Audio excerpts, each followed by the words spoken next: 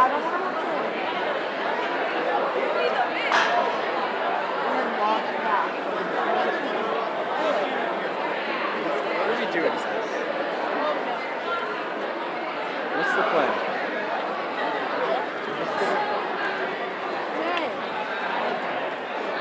Good. Good.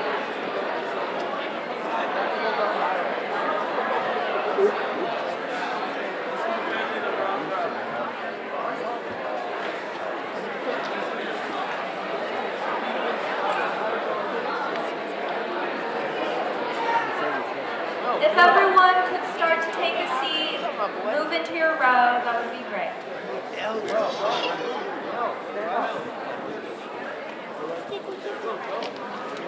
Brendan.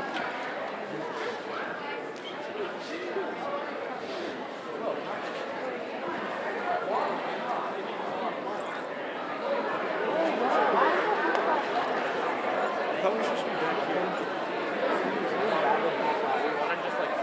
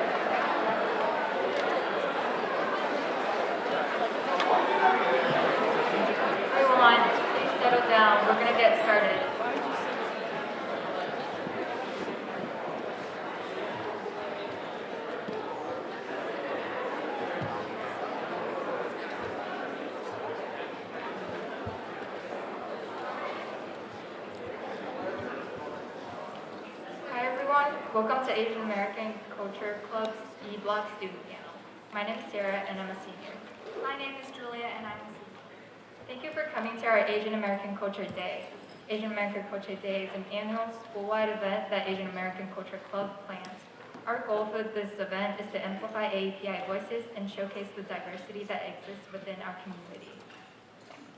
Before we begin, we would like to acknowledge the multiple recent acts of violence and hate against different communities of color. We recognize the brutality against Tyree Nichols, as well as the AAPI communities affected by the mass shooting in Monterey Park. Our affinity group stands in solidarity with all people of color and communities affected by these tragedies. Thank you for standing together in solidarity against these and other acts of violence. With that, we'll now introduce our speakers. This block, we will have some AAPI students here who will share their experiences with us. As a reminder, please keep your phones off. Now, I'll ask our panelists to share your name and grade, how you identify in terms of race and/or ethnicity, and your pronouns, if you're comfortable. Hi, my name is Abby. I'm a senior. I use she, her pronouns, and I identify as Indian American and Hmong American. Hi, my name is Karen. I'm a senior. I also go by she, her pronouns, and I am a Japanese American. Hi everyone, my name is Chris. I'm a senior. My pronouns are she, her, and I am half Chinese and half German. Hi everyone, my name is Kathy. I am a senior. I use she, her pronouns, and I am Chinese American. Hi, I'm Ella. I'm a junior. I use she, her pronouns, and I identify as a Vietnamese transracial adoptee. Hi, I'm Sophia. I'm a senior. I use she, her pronouns, and I'm half Korean, half Irish. I'm Maya. I'm a senior. I use she, her pronouns, and I identify as mixed race and South Asian American. Hi, I'm Zizi. I'm a junior. I use she, her pronouns, and I identify as Indian and American. Hi, I'm Nandini. I use she, her pronouns, and I identify as Indian and Sri Lankan. Hi, I'm Eva. I'm a junior. I use she, her pronouns, and I am biracial, both Filipino and Scandinavian.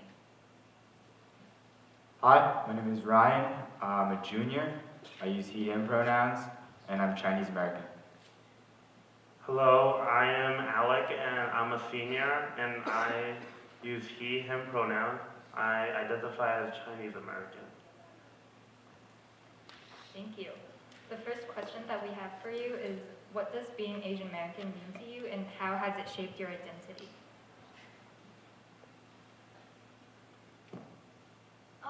Well, for me, I think being Asian American is like kind of, for me growing up, it was balancing both worlds. Like I went to elementary school in China, and I came back to America for middle school and high school. And for a majority of the time where I was going through cultural shock, being Asian American was like, how do I balance like the Asian culture that I grew up in, like filial piety, versus like the American culture, which is like individualism. So a lot of that was about creating that perfect harmony where I don't lose like my Chinese identity in the things I learned in China, like through assimilation. So that was a really big part of it. But it was also about like embracing like the American like side of me, like the side that like, you know, like embraces like the American ideals such as like speaking out and things like that. So it was really about creating that like harmony, like I mentioned. Yeah. I think relating back to Kathy's point, for me it was balancing family and society. Like my family is Chinese. My parents are first-generation immigrants. I'm therefore second generation. And growing up, it was a very traditional Chinese household. I'm sure many people here know like the plastic bags underneath the sink, or like using the dishwasher as a plate rack. Like, these are all parts of my childhood. But then like once I exited those doors, I'm American, you know. I have to conform to the American society, and I've done so. Like, that's me. I'm American. I feel like for me it's a lot about family because my grandparents immigrated from India in the 1960s, and then my mom's whole generation, like her siblings and her cousins, all grew up in America, and then they're all born in America, and then by the time it got to my generation, I feel like we kind of lose a lot of the everyday cultural aspects, so I feel like I'm not necessarily immersed in like Indian culture every single day. But being around my family, I think, is something that not reminds me, but makes me feel like most like in the culture. And then like in terms of shaping my identity, since I'm also quarter white and a quarter black, I was mainly connected with my mom's side of the family as a child, so I definitely identified most as Asian American. And I don't know, that maybe kind of complicated things when I got older and was trying to like work through my racial identity, but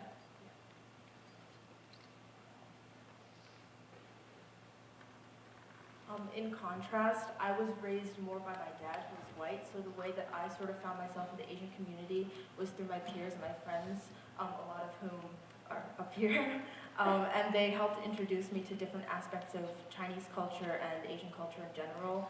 I remember the first time I had dim sum was with a group of friends who like showed me the place that they liked the most, and so I think that that has sort of made even the school community a place where I can expand my Asian Americanness in some ways compared to my own household.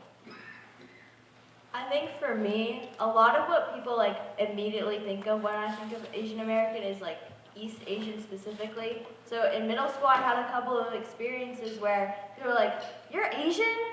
And they didn't realize like India and like the sub-Indian continent and like the whole other cultures that come with it. So I feel like it was a lot of like really feeling comfortable to identify with that label and coming to like embrace all aspects of my culture and like the Asian part and how that fits under the label. Yeah, I was gonna say something similar to Zizi, but also because I'm half South Asian and half Southeast Asian, and so because a lot of people think of East Asian when they say Asian American, I struggled a lot with identifying as Asian American because like the parts of my identity were kind of invisible. I think for me, since I'm a transracial adoptee, I grew up with my mom who's like, I grew up like in a really white household, so I feel like trying to balance the like my Asian and then like also like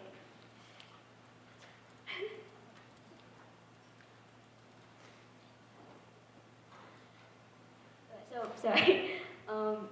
I think it's kind of hard like trying to balance like my being Vietnamese, but also like since I grew up with like white culture, I think it's been like really hard to explore my Asian side. But how I've been doing it, I've just been like exposing myself to like my culture and like different.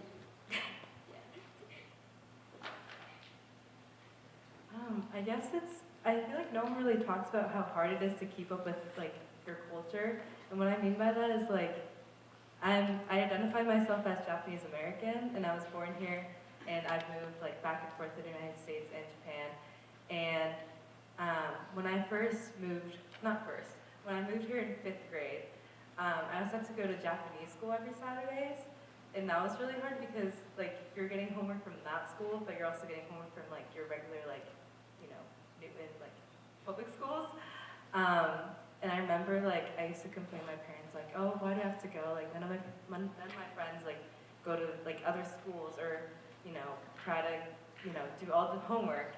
And I later realized like that being able to learn my like native language was a privilege because I know that not everyone has that opportunity. And like since my parents were both immigrants and their first language is Japanese, I think they really encouraged me to see like the beauty of Japanese culture, but also acknowledging how hard it is to keep up with them. I'm also a transracial adoptee, and growing up, like I have a white mom, but my dad is Indian, so I had a little gateway into my Indian culture. But throughout that, I would go to school and see like my white peers, and it would be kind of hard growing up through that and trying to navigate my way into realizing that I'm also Indian because of the influence of how they were around me all the time. And then also, basically growing up mostly with my mother, she tried to bring me to a lot of cultural events and different practices and stuff like that, but I never really got much from it because it felt different when my dad would take me rather than my mother, but it was still nice to see a lot of my culture and how I could bridge the gap between being Indian and Sri Lankan and American. For me, my parents, although they're both Chinese, they're like from different parts of China. So like, they may be both Chinese, but they have different cultures. And at the same time, when they like moved to America, they like also threw away a lot of Chinese culture. So here, I like being in America, like I get influenced by a lot of culture around me. And like where I lived when I was young in Malden, there wasn't that many Chinese at that time, and like people around, I guess, that like have the same culture. So like slowly I do learn to like put these cultures all together and like make sure they're like in balance, kind of. Thank you. Our next question is, were there any times when you were made to feel ashamed of being Asian American? When I think of shame of being Asian American, a lot of the first, I don't know, maybe like, I mean, even still now is like belonging because I'm half white and I'm half Korean. So in elementary school, it always felt like I was too Asian to be white. I don't know why. And then in middle school, I was suddenly too white to be Asian. So my entire life has kind of just been like, I don't really belong in this group, but I don't really belong in this group. And I know that over the past few years, I've been able to join more affinity groups and talk about like intersectionality and how you can be, just because you're like a percentage this and a percentage that, doesn't mean it doesn't shape your entire identity. So I think a lot of shame just felt like I wasn't enough because I wasn't like whole Asian or whole white. So like relating to beauty standards and shame is like you would see white models and you would see Asian models and you'd see these like versions of beauty, but I wasn't really either. So there was a lot of insecurity coming from that, like, okay, there's not really a scale for me. And then another thing is that my mom is adopted, so I never really got to connect with my Asian identity, but I was still like perceived as Asian, so that was really confusing for me, like just because you don't have Asian grandparents or you don't speak Korean. A lot of the times I just felt like less than, even though it was my identity. Adding on to that, I am biracial as well, and I've learned almost all of my Filipino identity and culture from my Filipino school, but being surrounded by a lot of kids who have both Filipino parents, I never really felt like I fully belonged as one of them. And then going back to Scandinavia, Norway, and Denmark, and seeing my relatives for the first time, it was kind of like, am I really related to you? Because I look nothing like you, and I feel like I don't fit in here at all. I think for me, I think like racism against Indian people is like really, really, really normalized, and I feel like a lot of the jokes or the mock accents and stuff that people would do in elementary and middle school, and even in high school, like always felt like even if people weren't directly mocking me and they were more like going off of something that they saw in a show or something, it felt like a lot of secondhand embarrassment because like it's more like they're mocking like my grandparents or something. But then also being mixed race, a lot of people perceive me differently than I felt because I mainly identify as Asian American, and people would see me like as just black, and so people would often ask me like, "Oh, you're Indian?" Like, and so it's like it's a really weird feeling to know that everyone sees you differently than how you see yourself. And so I feel like in elementary school when I wanted to tell people that I was Indian. Then when it got to middle school, I found myself kind of hiding behind how people saw me because I think middle school is really the height of like where a lot of racism against Indian people like happened. And so I would kind of like, this is bad, but I'd kind of let it happen to like the other Indian kids instead of me and like not be like announcing to people that I'm Indian. another thing was the lunchbox syndrome of when you bring your ethnic food, like I would bring my Indian food to lunch at school, and I would be called like a curry muncher or this and that. And I mean, like, reflecting on it, it's just like it really hurts because it's just like I grew up with this. I grew up with eating food all the time like this. And it's just, I'm being called different, and I don't want to feel different from my peers, but it felt like even at elementary school, like it just felt like they didn't know, but it kind of went out of their way to make me feel inferior. And like that made me stop bringing my lunches to school, and I like begged my parents to say, hey, can you bring me like sandwiches, or like make me sandwiches and goldfish and stuff like that, but they would say no, like embrace your own culture, but at the same time, it would prevent me from actually eating a decent meal at lunch, and because I didn't want to be perceived as somebody different. I think for me, a lot of the times, it's feeling left out or like being the only one in like a certain environment. So for specifically sports, I play lacrosse, which is a predominantly white sport. So on my club team, there's like 90 girls in my grade and there's only 5 people of color on it. So it's definitely just like noticing and feeling left out, and people like will automatically not pass you or not try to avoid you not because of your athletic ability, but because of just like stereotypes they use. So a lot of people don't really perceive Asians as like athletic or whatnot, and it's really frustrating to feel left out when you put in the same amount of work or even more just to be able to make the same spots in teams. Adding on to like, the lunchbox situation, for me, since I grew up in like, all like kind of white household, like I would have, for lunch, I'd have like sandwiches and not like the typical like Asian lunch, I guess. And like me being surrounded by like so many like white people who didn't look like me, I really wanted to like fit in with my Asian peers, so I feel like like I would get kind of like ashamed that I wasn't like Asian enough, I guess. But also like for languages, since like I don't know Vietnamese, so then like I constantly get asked like, oh, do you speak Vietnamese? Like once they find out, but then I'd be like, no, I don't. And then I've had like a lot of mixed reactions from that. So like some people are just like, oh, but others are like, why not? Like you should know it. But of course I don't know how to say it. My parents raised me to be very proud of my culture, so I've never felt ashamed, but I have felt scared. COVID-19 was a horrible time. I'm sure you guys know about the robbers that targeted AAPI communities, and I remember just like the incidents I faced. Like I was walking down the street with my sister and someone yelled at me to go back to China. Someone threatened me and my family with a gun while I was walking, just on like a normal day.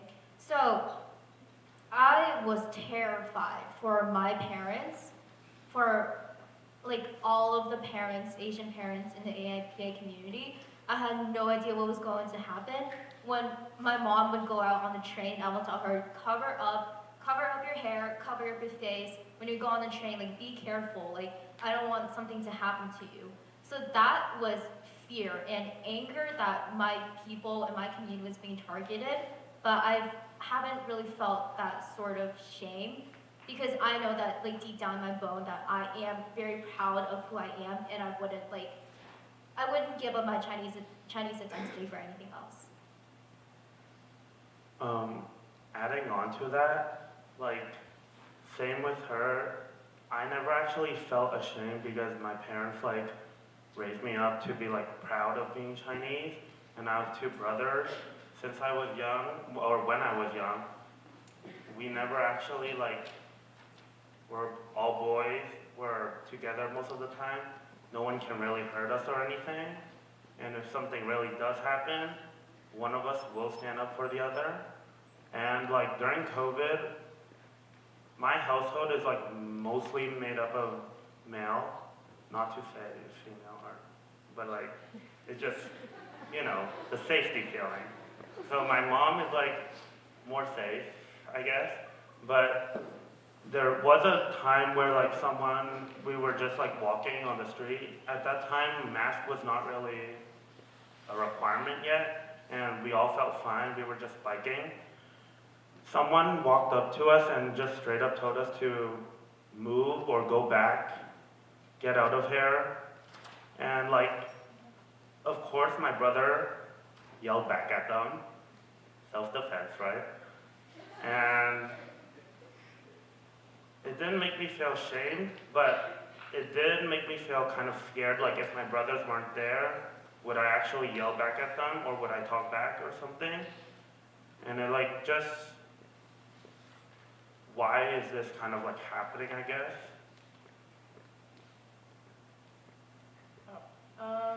I think a big moment in my life where I felt ashamed of being Asian American was since kindergarten to 7th grade, I used to take Bharatanatyam lessons, which is like a form of classical Indian dance, and a lot of the times like we would paint our hands so that you could see them more on stage, and then I'd come back to school with like the remnants of the red paint, and then people would be like, oh, are your hands bleeding? Like, that's so weird. And then moving here in Newton in 7th grade, it was like, that's when I decided to quit because I felt ashamed because like no one else was doing it, and I subconsciously started to push a lot of parts of my Indian culture away. Like I never really wanted to eat the food, or like I didn't watch a lot of like Bollywood movies or listen to the music, and those are things that I'm still working on to this day, like trying to re-immerse myself because I pushed it away for so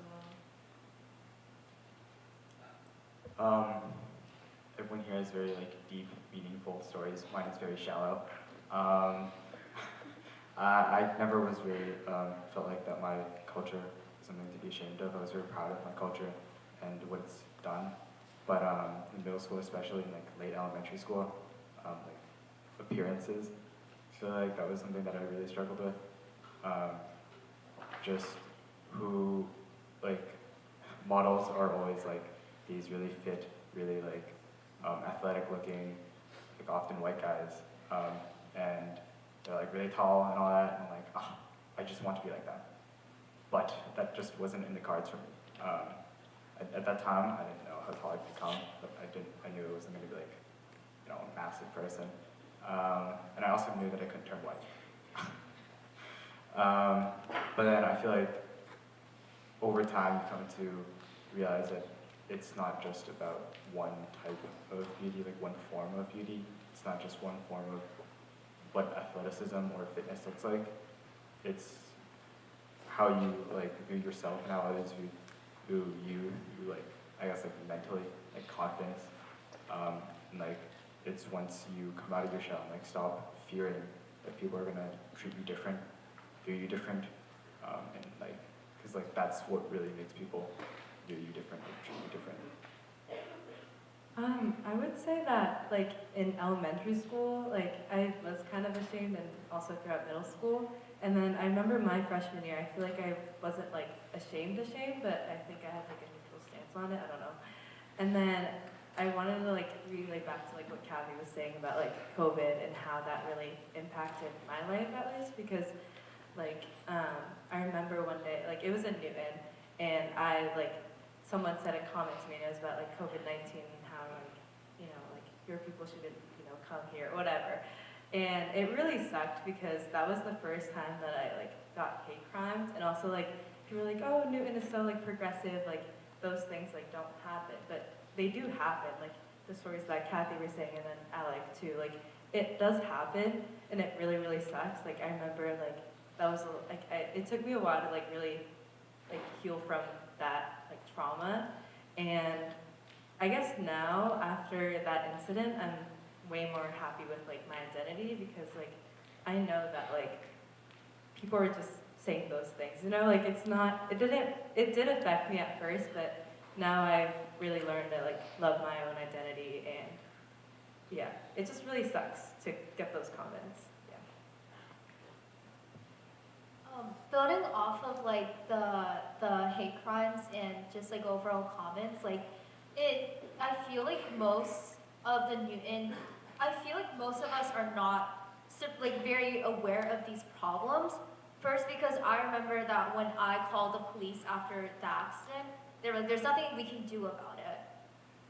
Like that's usually the response. Like usually, I feel like AAPM members are just like left to deal with it on their own.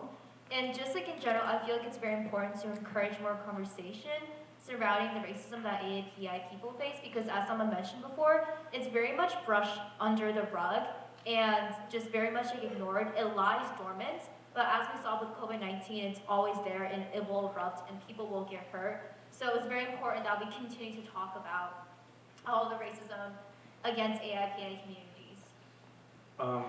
Something I do want to add on to that is like during COVID, I think, or a little after, there was like this time where a lot of Asian families got robbed and stuff. Sadly, my family was one of them. But like when we called the cops and stuff, nothing really happened at all. They went in, looked, left, never told us anything afterwards.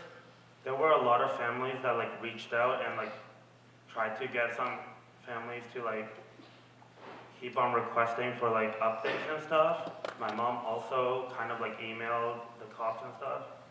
Nothing happened. They never responded, and we just kind of gave up in that. So that's a lesson. Just because you don't see it on the news, just because it's not on the front page, doesn't mean that it doesn't happen.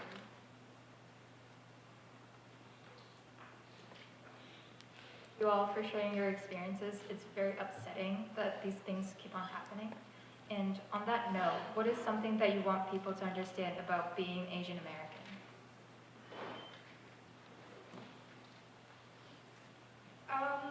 One thing is the difference between culture appropriation and culture appreciation. A lot of the time I see like a lot of groups wearing some of my clothes, they eat our food, but then when it comes down to like the hardships and the hard talks, they kind of ignore that and they push it away. And it just feels like, oh, you're coming for the appeal, but you're not coming to see what's deeper and what's more within. Adding on to that, I can directly speak to definitely cultural appropriation versus cultural appreciation.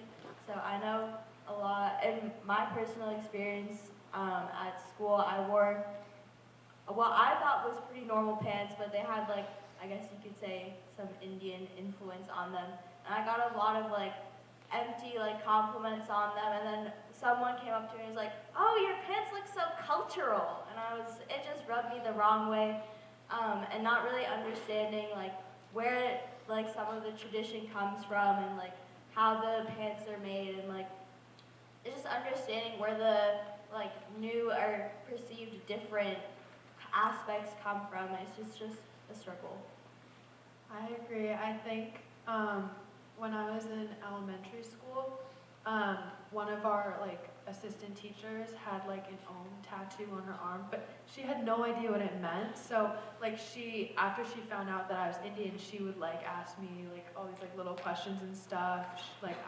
She would always be like namaste, and I would have to like correct her like because she was saying it wrong, and like it's just really frustrating to see people like pick and choose aspects of your culture when like, you can't.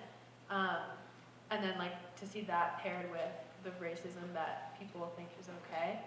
And then another thing I'd add is just like the lasting impact that comments have, because even though like I got a few comments in middle school about like the whole lunchbox thing, and then after that kind of just like spiraled for me, and I didn't want to bring like any food that had any like scent at all, no matter if it was Indian food. And then I didn't want to bring like a thermos to school. I didn't want to bring any food, so eventually I just started bringing snacks. And even though now like I would be comfortable theoretically like bringing in food, I still don't like actually really eat lunch at school. And that's like in my mind, like I know that I could, like psychologically I can't. I think adding on to what Maya said earlier, we're not spokespersons or spokespeople for our culture. Like, not all of us know everything about being Indian or Chinese or Asian American, and it's really frustrating when people expect us to know every little detail about it, especially to younger kids as well. It kind of puts, like, definitely secularizes you and, like, makes you feel like, oh, you're different than everyone else, and therefore you have to know about it. And it's really, really frustrating to deal with that.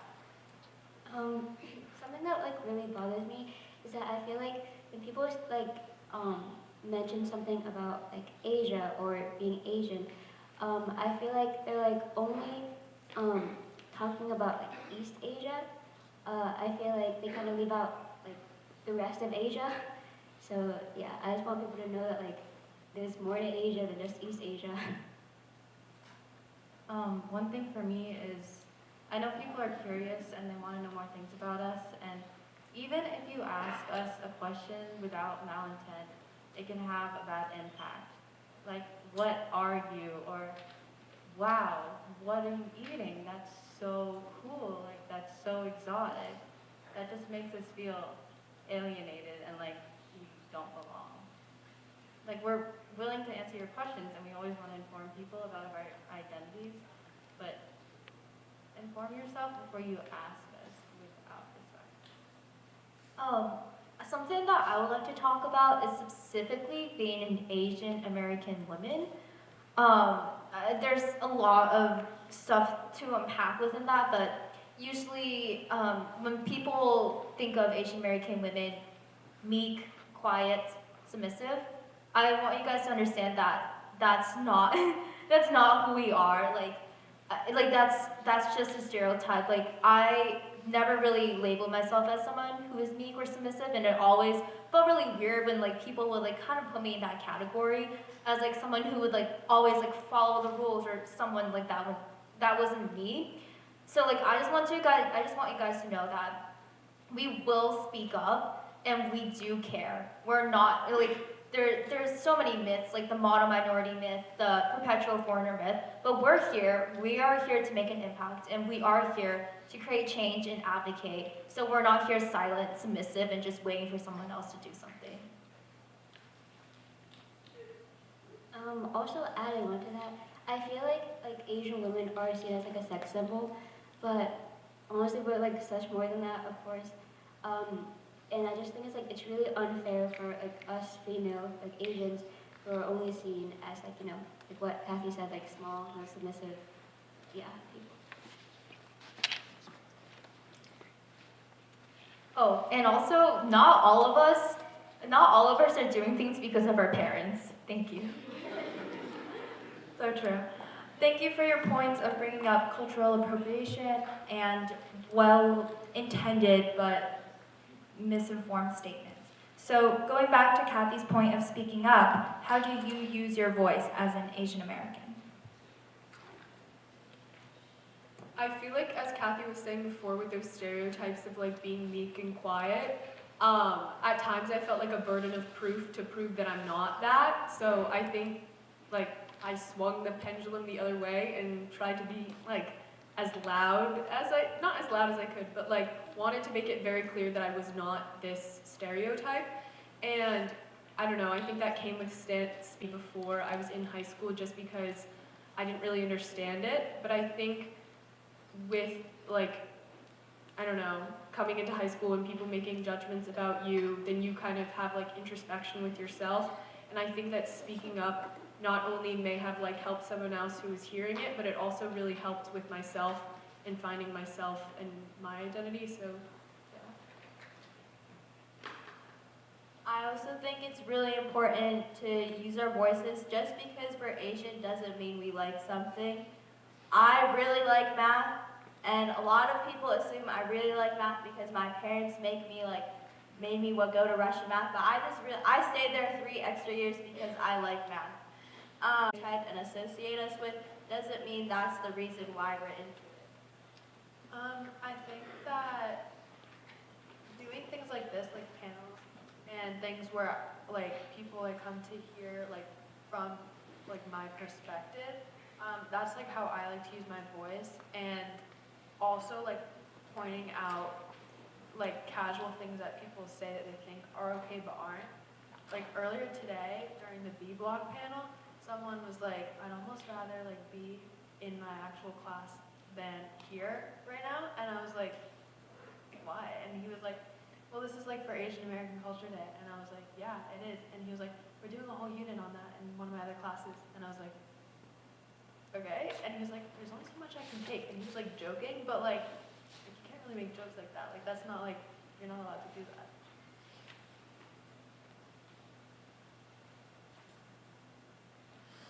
Speaking on stereotypes about the Asian American community, I'm pansexual, and I feel like a lot of the stereotypes that go along with the queer community versus the Asian American community are almost diametrically opposed. I mean, along with the model minority myth, I think there's this idea that Asian people always follow the status quo and like aren't creative and all of that. And in contrast, being queer, like a big part of that identity is like trying to challenge societal norms. And I think there's also this idea that queer people are so like creative or artistic that they're strange, which is of course where the word queer is like derived from. And I think because I'm sort of caught in between these like two communities, I've actually been given a space to like figure out where I am, because the stereotypes are so opposing that I can go my own way between them, and I really appreciate the space that that's given me in some ways. To more directly answer the question, I guess, and take a little bit of a different turn.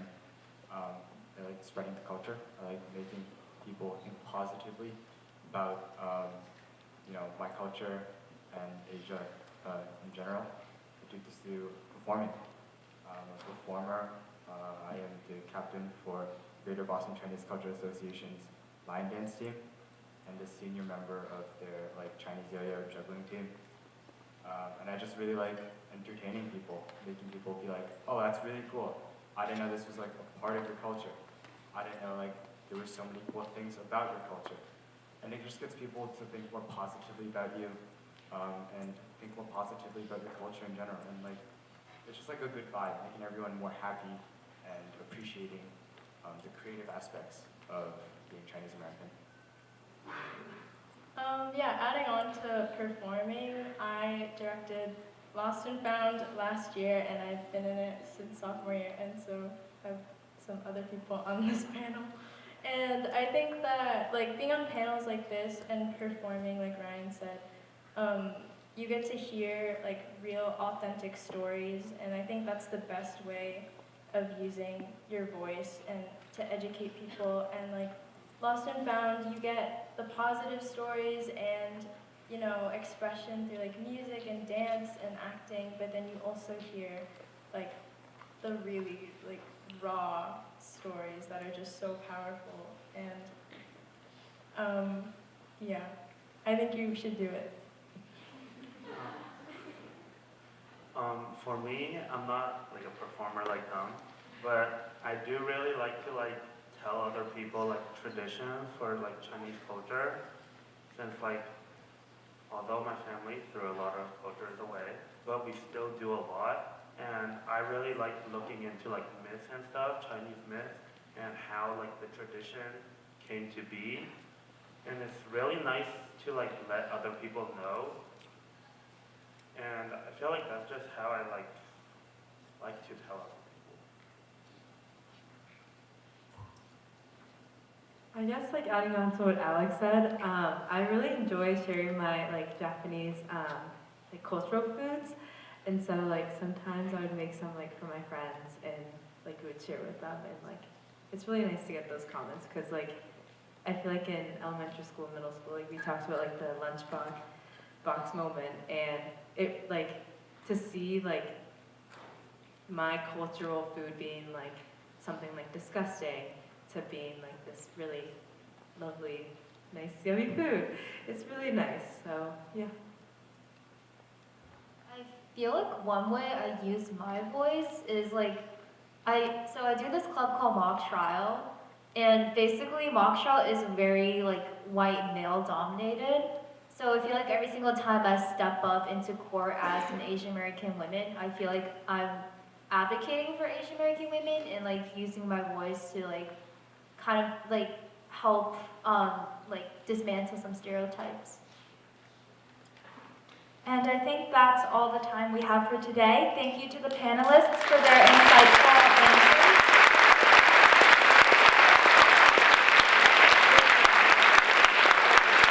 We hope that the experiences of these students will help expand your perspectives, and we look forward to seeing you all during Asian American Culture Night in May. And if you are interested in joining Asian American Culture Club, we meet Tuesdays during Tiger Block.